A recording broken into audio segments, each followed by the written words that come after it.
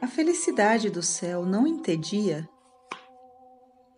Devido à nossa condição presente, às limitações do nosso corpo, à fadiga que todo esforço prolongado nos acarreta, ao tédio que toda atividade continuada, mesmo agradável, nos provoca, surge uma dificuldade de ordem psicológica a respeito da felicidade celeste, que é a seguinte: a contemplação contínua de Deus não cansará, não nos entediará? Com efeito, toda imobilidade prolongada, seja de espírito, seja de corpo, nos deixa exaustos.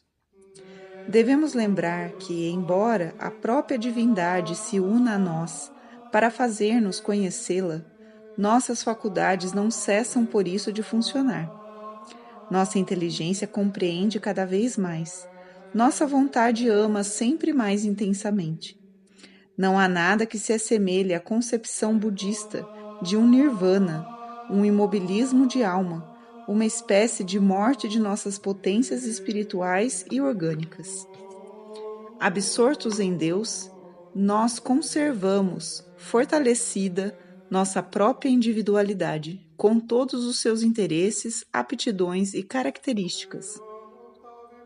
O céu é o estado e o lugar da felicidade perfeita. E não poderia haver essa felicidade se nós violentássemos nossa natureza, mesmo espiritualizada, numa total imobilidade de espírito e de corpo. Pelo contrário, nossas faculdades espirituais e corporais não terão mais a mínima sombra de fadiga, uma vez que estaremos livres do peso do castigo do pecado, pois o salário do pecado é a morte. Romanos 6:23. O cansaço, o desgaste. Na pátria celeste, o conhecer sempre mais, a contemplação das coisas mais altas, mais sublimes, em vez de fadiga, nos proporcionará o verdadeiro repouso em Deus. Os corpos gloriosos. Semeia-se o corpo corruptível, ressuscitará a incorruptível, espiritual. 1 Coríntios 15, 41, 44. Para compreendermos a glória que terá no céu o corpo ressuscitado, convém relembrar alguns princípios a respeito das relações entre a alma e o corpo. Como explicam os filósofos, é a alma que vivifica o corpo, comunica-lhe a forma humana. Sendo puramente espiritual, a alma é superior à matéria, da qual é composta nosso corpo, e por isso pode dirigi-lo e influenciá-lo.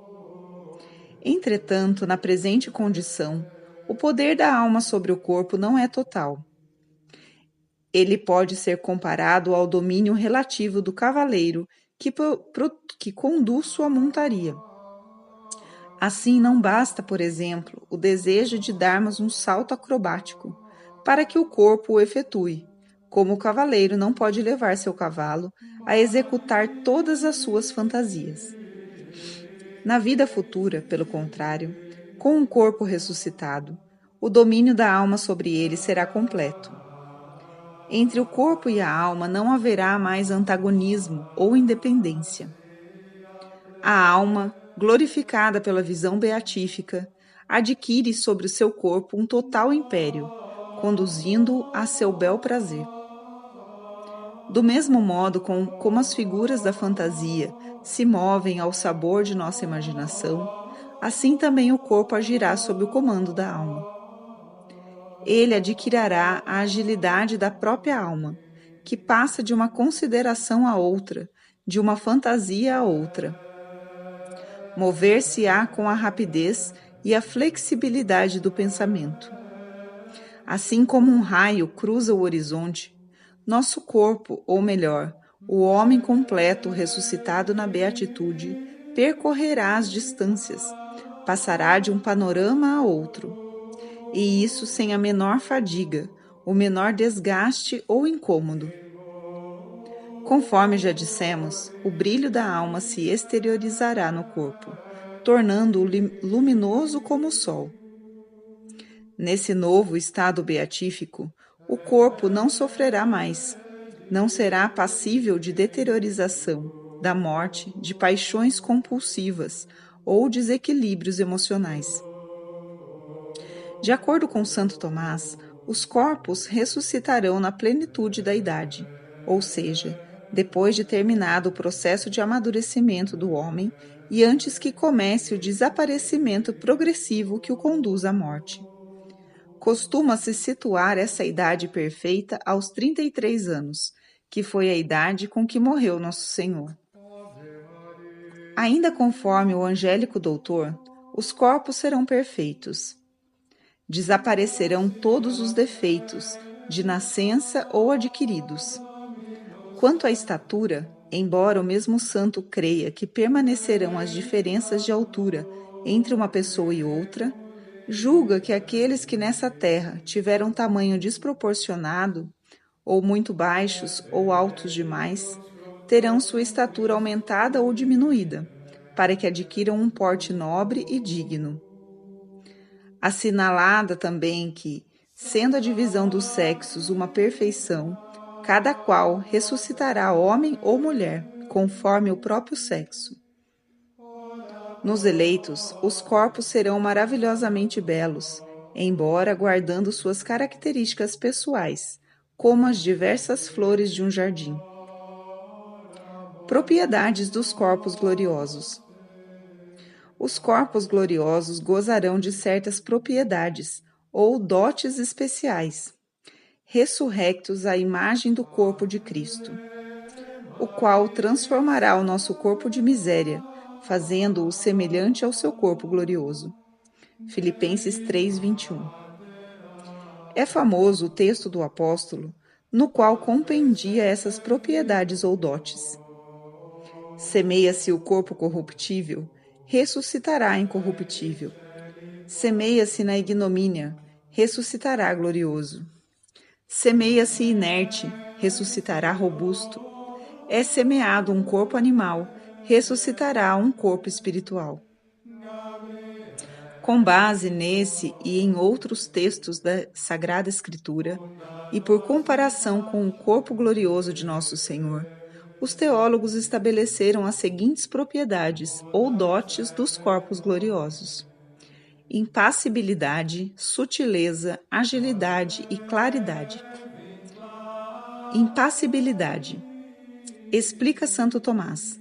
Na ressurreição, o corpo do homem, com todas as suas faculdades, será submetido completamente à alma racional, assim como a alma será submetida perfeitamente a Deus. Dessa forma, nada pode alterar ou destruir o domínio do homem sobre o corpo. Os corpos gloriosos serão, por conseguinte, impassíveis. Não haverá mais doença, ferimentos, fadiga, sono, frio ou calor.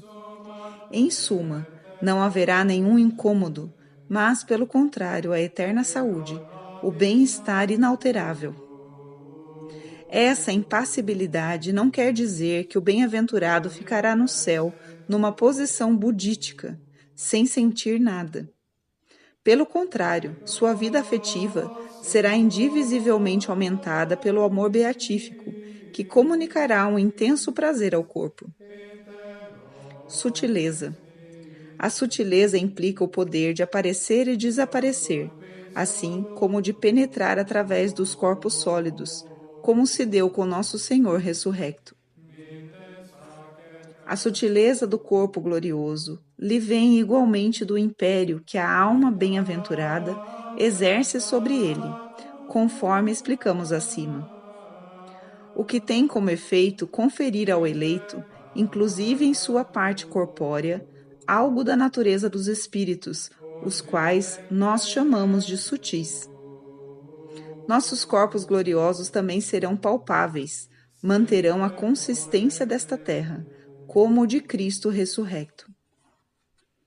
Agilidade. O corpo glorioso, também em virtude do domínio que a alma exerce sobre ele, participa do modo de agir e de se mover desta. A agilidade livrará o corpo do seu peso, e ele poderá ir para onde deseja a alma, com uma facilidade e uma velocidade incomparáveis. Claridade. A claridade é como que um jorro de glória sobre o corpo humano. Resplandecerão os justos como o sol no reino de meu Pai. Mateus 13:41. Afirmou o Divino Mestre. E o apóstolo São João fala no Apocalipse. E esta cidade não tem necessidade de sol, nem de lua, que alumiem nela, porque a claridade de Deus a ilumina, e a sua lâmpada é o Cordeiro. Apocalipse 21:23. Essa claridade, fruto da visão beatífica, nosso Senhor Jesus Cristo já a possuía nesta terra, como, aliás, todas as outras características dos corpos gloriosos, pois sua humanidade santíssima gozava da visão beatífica.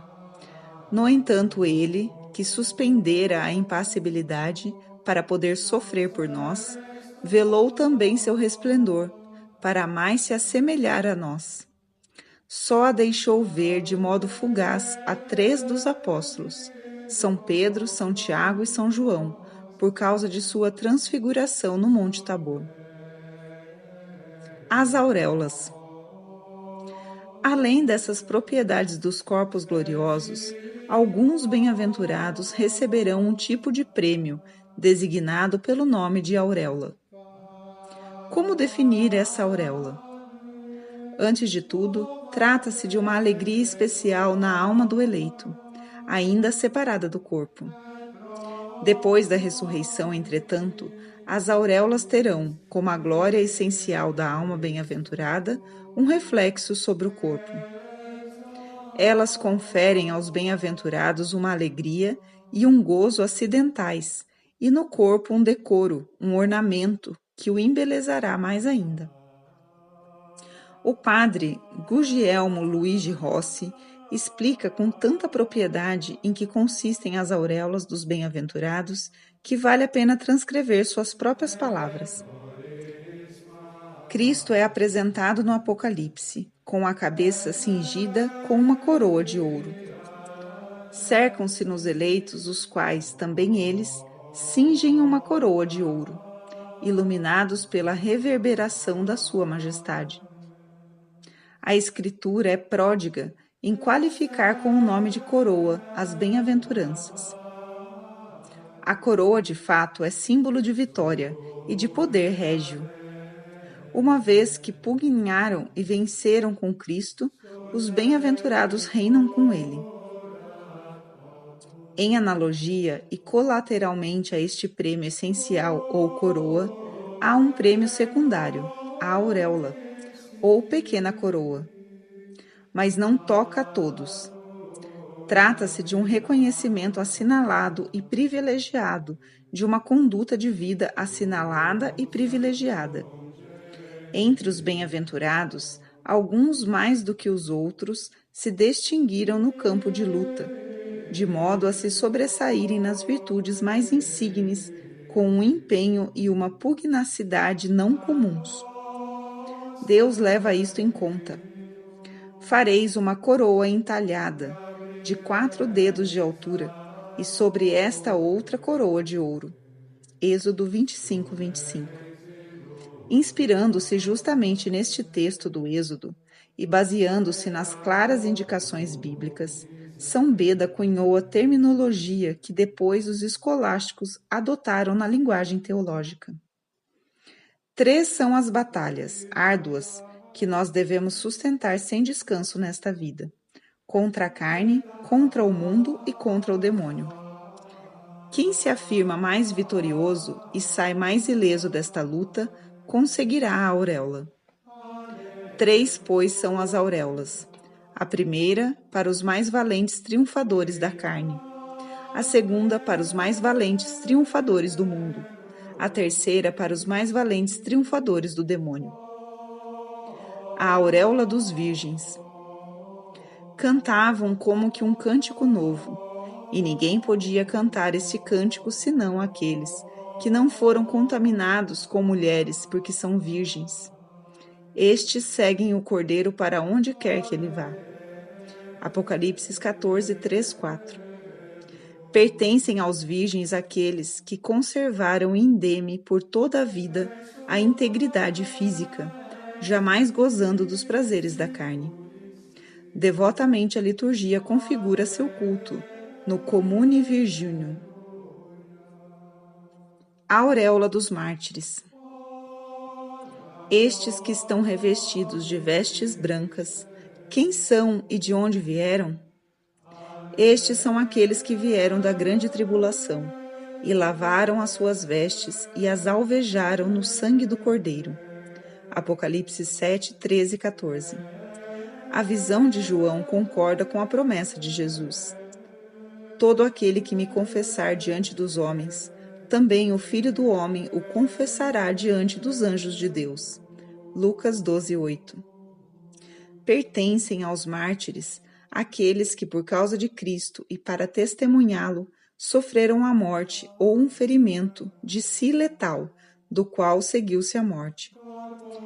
Mais forte do que as torturas, venceram com a efusão do próprio sangue os carrascos e os confundiram com a sobre-humana força de ânimo. Da grandeza do sacrifício e da nobreza do ideal se avalia o altíssimo preço da palma, que seguram na mão, despedaçada. Uma vez autenticado o martírio, comovida, a Igreja tributa a eles as honras do culto, sem passar pelo exame prévio das virtudes. Transluz o seu sangue, misturando-se com o de Cristo, tornando-se mais branco do que a neve. A auréola dos doutores. Aqueles que tiverem sido doutos resplandecerão como a luz do firmamento, e os que tiverem ensinado a muitos o caminho da justiça luzirão, como as estrelas por toda a eternidade. Daniel 12, 3. Pertencem aos doutores aqueles que incansavelmente, por escrito e por viva voz, difundiram o verbo da verdade cristã, vencendo a ignorância e a infidelidade, inflamados de uma adamantina e indômita fé, que jamais aceita compromisso. Do autorizado mestre ao humilde homem do povo, e este se destaca sobre aqueles, se sua intenção é mais pura, se for mais convicto e perseverante na ação.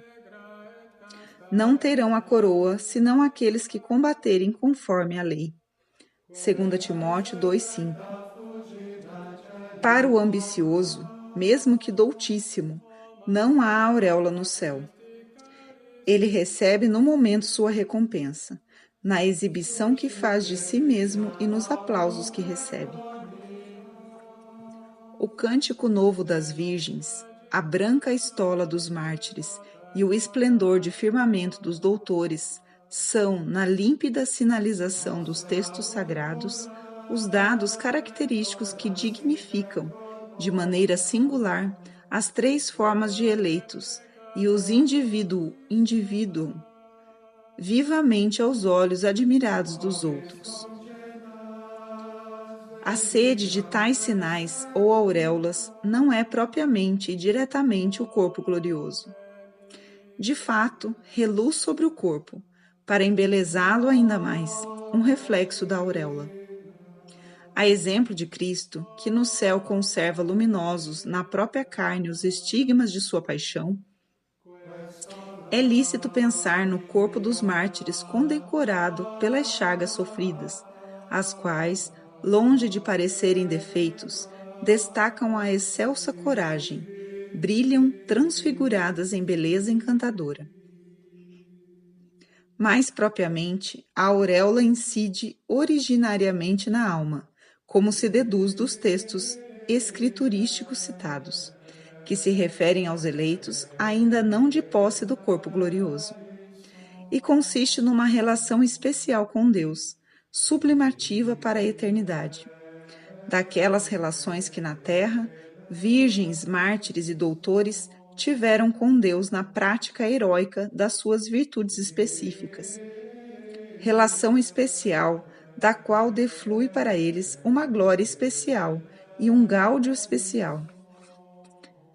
Circundados pela tríplice auréola, o Senhor Jesus e a sua Santíssima Mãe resplandem na luminosidade do céu, e sua luz se reflete na dos mártires, das virgens e dos doutores, enquanto todos os bem-aventurados saúdam os estandartes da santidade, que, tremulando e fulgurando no tempo, os conduziram nas vias da eterna salvação. Estes são os prêmios que nos dão uma pálida ideia do gozo do corpo glorificado no céu. Consideremos desde já o nosso corpo como o recipiente diário das bem-aventuranças e tratemo-los com o respeito devido. A Igreja Celeste. Anjos do Senhor, bendizei ao Senhor. Daniel 3:59. A Santa Igreja é constituída de 3 estados distintos, mas intimamente unidos entre si. A Igreja triunfante, formada pelos santos anjos e bem-aventurados do céu. A Igreja militante, que reúne os fiéis aqui na terra. E a Igreja padecente, com as santas almas do purgatório que se preparam pela purificação para entrar no gozo do seu Senhor. O vidente de Pátimos descreve no Apocalipse a Jerusalém celeste, a cidade santa, que descia do céu de junto de Deus, revestida da glória de Deus. Apocalipse 21, 10, 11. Santo Agostinho foi o grande cantor dessa Igreja celeste, referindo-se a ela continuamente em seus escritos. Ele a descreve como uma cidade sob um único rei, na qual os bem-aventurados louvam a Deus sem cessar, onde toda a nossa ação será cantar Amém e Aleluia. Em sua magistral obra A Cidade de Deus, o grande doutor diz que no céu nós seremos concidadãos dos anjos, partilharemos com eles o louvor e a glória de Deus, viveremos com eles num colóquio eterno de amor e de gozo. Em seu interessante livro A Igreja Celeste segundo Santo Agostinho, o padre Emilien Lamirande explica o pensamento do santo. Quando ainda hoje a liturgia nos faz implorar o Consortio Angelorum, a comunidade dos anjos, o que se deve entender precisamente por isto? Santo Agostinho nos fornece abundantes explicações. Para ele, a qualidade de concidadão dos anjos se relaciona com nossa condição atual na cidade de Deus, ao mesmo tempo que a condição futura. Mas a expressão sociedade dos anjos ou sociedade angélica remete exclusivamente à ressurreição, no momento em que seremos efetivamente chamados a viver na companhia dos santos anjos, após termos obtido a vitória sobre seus adversários, os demônios. A sociedade dos anjos é um dos principais objetos das promessas divinas. O fim de nossa esperança não é, com efeito, uma recompensa puramente individual, mas uma recompensa a ser recebida na sociedade dos santos, não somente dos homens, mas dos anjos, a fim de que Deus seja tudo em todos. Societas Angélica ou Consortio Angelorum exprime, pois, de um lado, o caráter social da bem-aventurança e a união que existirá na Jerusalém escatológica, celeste, entre os anjos e os bem-aventurados, na participação do sumo Deus. Este caráter social da felicidade da Igreja Celeste é continuamente acentuada pelo bispo de Hipona em suas obras. A unidade na fé, a unidade na esperança, a unidade na espera supõe a unidade na pátria, ressalta o padre Lamirande. Ele continua: a felicidade própria à Igreja do Céu não é, pois, constituída simplesmente pela justa posição ou adição dos destinos pessoais. Se a visão e a posse de Deus consistem evidentemente, antes de tudo, em uma relação de pessoa a pessoa, essa relação se insere no contexto de uma autêntica comunidade. É, aliás, próprio do amor verdadeiro possuir um caráter de altruísmo. Expõe Santo Agostinho: teremos um comum espetáculo em Deus, uma comum posse do mesmo Deus, uma comum paz em Deus. Outro aspecto da sociedade com os anjos na Igreja Gloriosa é que nós vamos ocupar os lugares deixados vagos pelos anjos prevaricadores, transformados em demônios, conforme resume o padre Lamirande. É um pensamento caro a Santo Agostinho que os homens predestinados são chamados a preencher os lugares deixados vagos pelos anjos prevaricadores. O príncipe dos anjos pôde decair com seus companheiros, escreve Santo Agostinho, mas virão os homens que ocuparão o lugar daqueles que caíram. Por conseguinte, conforme o pensamento agostiniano, os eleitos participarão dos diversos coros angélicos, uma vez que os anjos decaídos, dos quais eles ocuparão os lugares, pertenciam a todos os 9 coros. Segundo se supõe, Satanás pertencia ao mais alto de todos os coros, sendo um serafim. A participação dos homens nos coros angélicos é afirmada por outros padres da Igreja. São Jerônimo fala da doçura da sociedade dos eleitos e das ligações não menos íntimas com os coros dos anjos. São Cirilo de Alexandria afirma que nós iremos nos misturar com os coros angélicos. A liturgia da Igreja Celeste nos é misteriosa, mas ela é formada pelo louvor contínuo dos anjos e dos eleitos, glorificando a Deus. Na Sagrada Escritura, vemos os anjos ocupados continuamente em adorar, louvar e servir a Deus. Anjos do Senhor, bendizei ao Senhor. Exércitos do Senhor, bendizei ao Senhor. Louvai-o e exultai-o por todos os séculos. Daniel 3, 58, 61. Bendizei ao Senhor, vós todos os seus anjos, fortes e poderosos, que executais as suas ordens e obedeceis às suas palavras. Salmo 102, 20. Os serafins estavam por cima do trono e clamavam um para o outro e diziam: Santo, Santo, Santo, é o Senhor Deus dos exércitos. Isaías 6, 2, 3. São João descreve a liturgia celeste. E vi os 7 anjos que estavam de pé diante de Deus. E veio outro anjo e parou diante do altar, tendo um turíbulo de ouro, e foram-lhe dados muitos perfumes, a fim de que oferecesse as orações de todos os santos sobre o altar de ouro, que está diante do trono de Deus.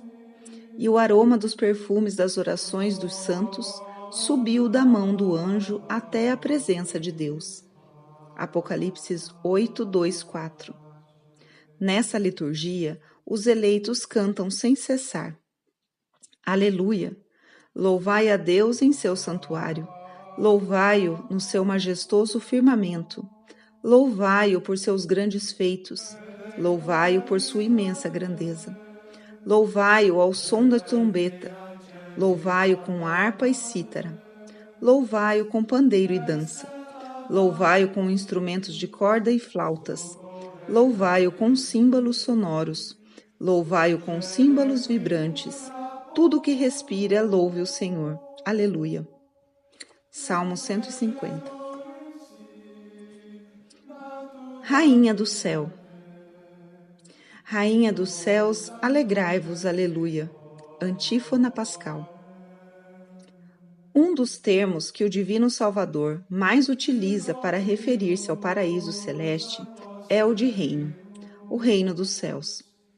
Só no Evangelho de São Mateus encontramos 90 vezes essa expressão nos lábios divinos. É verdade que Nosso Senhor emprega tal expressão num sentido que pode referir-se também à Santa Igreja, que é, a seu modo, o céu na terra. Mas, em várias ocasiões, a referência é mais diretamente relacionada com o paraíso celeste. Bem-aventurados os pobres de espírito, porque deles é o reino dos céus. Mateus 5:3. Vinde, benditos de meu Pai, possuí o reino que vos está preparado desde o princípio do mundo. Mateus 25:34. O céu é o reino de Deus, onde impera a Santíssima Trindade, onde nosso Senhor Jesus Cristo reina com toda a sua glória. Ao ser perguntado por Pilatos: És tu o rei dos judeus? Jesus respondeu: Meu reino não é deste mundo. Ao que o procurador romano retorquiu: Então, tu és rei? E Jesus confirmou: Tu o dizes, eu sou rei. Sendo Jesus rei, sua mãe não pode deixar de ser rainha. Juntamente com nosso Senhor, Maria Santíssima é a rainha do céu. Esse título lhe foi conferido desde os primórdios da Igreja. O padre Bernard, estudando o pensamento dos padres da Igreja sobre o céu, escreve: São Gregório Taumaturgo acentua o pensamento fundamental de união com Deus e as consequências íntimas que devem resultar para a natureza humana. Falando de Maria, ele a chama de Rainha do Céu, Regina Celestis, e a eleva até o trono da divindade. Super querubim iusta divinitatem sede. Pensamento cujo desdobramento dará lugar mais tarde a magníficos desenvolvimentos na teologia dos padres. Nos documentos dos papas e da Santa Sé, esse título é utilizado com frequência, sobretudo nos últimos 3 séculos. Urbano VIII, 1623 a 1644. Brevis Sante, 26/11/1631. Virgem Rainha do Céu, Rainha do Empíreo Trono, Imperatriz do Céu. Bula Impercutrabilis, 12/2/1632. Virgem Rainha dos Céus. Pio VII, 1800-1823. Sagrada Congregação de Indulgências, 21/6/1808. Rainha do Céu. Leão XIII, 1878-1903. Encíclica Maia Dei Matris, 8/8/1892. São-lhe reservadas as coroas do Reino do Alto e do Reino da Terra. Encíclica Adiutricem Populi, 5/8/1895. Rainha e Soberana dos Céus. São Pio X, 1903-1914. Audiência de 26/2/1905. Rainha do Paraíso. Pio XI, 1922-1939. Encíclica Ingravescentibus Malis, 29/8/1937. Celestial Senhora. Pio XII, 1939-1958. Alocução Le Testimonianze, 1/11/1954. Rainha e Senhora dos céus e da terra. À primeira vista, pode causar certa estranheza o fato de uma simples criatura, por mais excelsa que seja, receber o título de Rainha do Céu.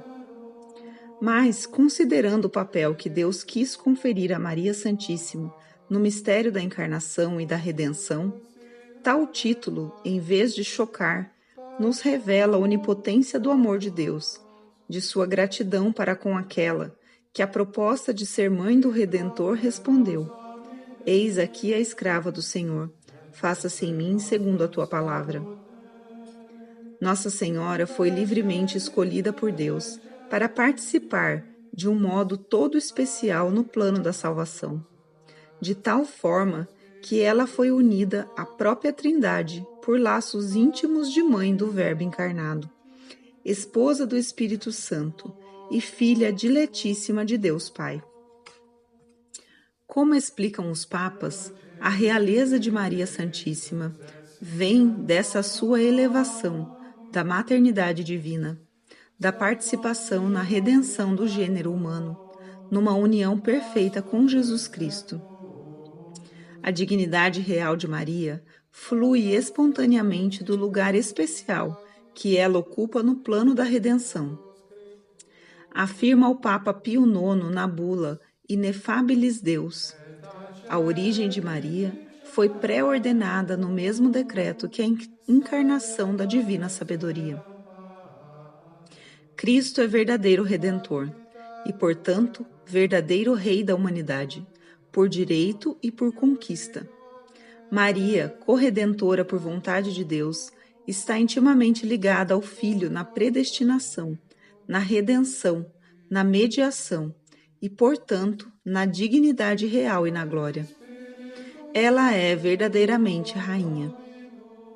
O Papa Pio XI transcreve, na encíclica Lux Veritatis, o luminoso comentário de Cornélio à lápide. A Santíssima Virgem é Mãe de Deus e está, por isso mesmo, em um plano muito superior a todos os anjos e mesmo aos serafins e querubins. É a Mãe de Deus e, portanto, puríssima e santíssima, tanto que não se pode imaginar maior pureza abaixo de Deus. É Mãe de Deus e, portanto, todos os privilégios que foram concedidos a todos os santos, por via da graça, os tem ela de maneira excelente. Em princípio, poderia conceber-se a redenção sem uma corredentora e um reino sem rainha. Mas foi por vontade de Deus que houvesse uma alma associada a Cristo. É por isso que diz Santo Alberto Magno: a Santíssima Virgem não foi chamada por Deus para ser ministro dele, mas sim sua sócia e companheira. Dirigindo-se aos peregrinos de Fátima, em 1946, o Papa Pio XII faz a seguinte afirmação: Jesus é Rei desde toda a eternidade, por natureza e por direito de conquista. Por ele, com ele e subordinado a ele, é Maria Rainha por graça, por relação divina, por direito de conquista e por singular eleição. O seu reino é tão vasto como o de seu Filho e Deus, já que nada foi excluído de sua soberania. Note-se a importância da afirmação do pontífice. Se o reino de Maria é tão vasto como o de seu Filho, ele inclui também o céu. Do contrário, nosso Senhor não seria Rei do céu, o que seria um absurdo. O paralelismo é perfeito. Cristo, Rei por natureza. Maria, Rainha por graça. Cristo, Rei por direito de conquista, pela redenção. Sua mãe, Rainha pela corredenção. Cristo é Rei desde o momento da encarnação. Maria é Rainha desde o momento em que consentiu na maternidade divina, para que se operasse a encarnação, portanto, por relação com a divindade.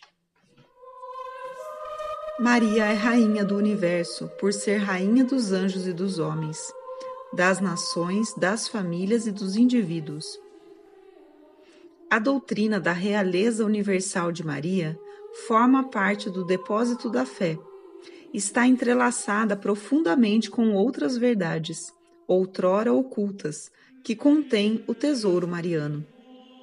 Todos os dias, milhões de vezes sobe aos céus a invocação de Nossa Senhora como Rainha do céu e da terra. Com efeito, no quinto mistério glorioso do Santíssimo Rosário, contemplamos Maria Santíssima coroada Rainha do céu e da terra. Os devotos dessa rainha, aqui nesta terra, têm a confiança de que um dia a encontrarão também como sua rainha no céu. A realeza de Maria é um dos adornos sublimíssimos com que Deus ornou o paraíso celestial, para a felicidade e o gáudio dos eleitos. Seus súditos celestes se alegrarão com ela por toda a eternidade cantando: Rainha dos céus, alegrai-vos, aleluia. Conclusão. A lembrança do céu e o desejo de alcançá-lo é que dão forças aos mártires, constância aos confessores e coragem para enfrentarmos as vicissitudes desta vida. Por isso o céu é a esperança de nossas almas.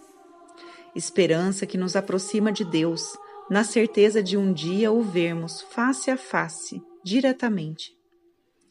Então, a vida da graça, que vivemos aqui já na terra, fortificada pela luz da glória, permitirá que vejamos o próprio Deus sem desfalecermos. Então, a felicidade do estado de graça alcançará um grau inimaginável, sem mutações, sem diminuição, e será eterna. Nosso corpo ressuscitado será aperfeiçoado com as características dos corpos gloriosos. Seremos ágeis com uma ligeireza quase angélica, luminosos com uma luz resplandecente. Nossa inteligência será mais aguda, nossa vontade mais firme, nossos sentimentos mais puros e elevados. No céu reinam a ordem, a paz, a beleza e, sobretudo, o amor e a glória. Conhecendo sem véus a Deus, nós o amaremos, porque Deus é amor. E nosso amor por Ele não é senão o reflexo do amor dele por nós, o qual é infinito. Então não teremos mais nada a desejar, nada a esperar. Seremos plenamente saciados em nossa ânsia da verdade suprema, do amor perfeito, da beleza absoluta, da felicidade total. Tendo a Deus, teremos tudo, porque Ele é o Criador de todas as coisas, a causa pela qual tudo existe, a beleza perfeita de onde procede todo o belo, o fim ao qual tendem todos os seres, a suma perfeição, a suma bondade, o sumo amor. Em Deus veremos todas as coisas, gozaremos de todas as coisas. Seu amor é total, contínuo, apaziguador, inebriante. O amor de um Pai que é ao mesmo tempo o Senhor de tudo, onipotente e infinito. Nós nos perderemos neste amor, seremos inflamados nele, e embora sejamos plenamente saciados, nunca deixaremos de almejá-lo sempre mais, numa eternidade de amor. Esta será a paz completa de nossa alma, a suma tranquilidade da posse do objeto amado, o repouso do fim último, afinal atingido. É a eterna beatitude, o gáudio, a alegria, a perfeita felicidade, que não desfalece, não diminui, não acaba, mas cresce sem cessar, numa união com Deus sempre mais intensa. Felicidade suma, que provém toda ela de Deus, nos envolve, nos completa, nos aperfeiçoa, nos deifica. Veremos o Verbo encarnado, o adorado Salvador, em toda a majestade e toda a glória. Sua santíssima humanidade, com as marcas gloriosas da paixão, de seu triunfo na cruz. Contemplaremos Maria Santíssima, assunta corporalmente ao céu, sem passar pela corrupção que nos aguarda, com sua maternal bondade, no esplendor da corredenção. Encontraremos o glorioso patriarca São José, nobre e casto chefe da Sagrada Família, a nos receber, junto de seu filho e sua esposa. Talvez, como alguns pensam, também com seu próprio corpo já ressurrecto, em todo caso com sua alma. Nos juntaremos aos anjos, miríades e miríades de espíritos gloriosos, cheios de luz, resplandecente de perfeição, e com eles cantaremos as glórias do Altíssimo. Seremos admitidos na sociedade dos eleitos, no doce convívio com as almas, que em meio às tentações, muitas vezes das quedas, com seus arrependimentos e pedidos de perdão, triunfaram do demônio do mundo e da carne, alcançando assim o prêmio demasiadamente grande. Reencontraremos muitos dos que nesta vida nos foram caros e que se salvaram. E agora estão ali, purificados, cantando enlevadamente as glórias de Deus. Nessa alegria permanente, festa contínua, o tempo não se esgota, porque já é a eternidade, a felicidade perene.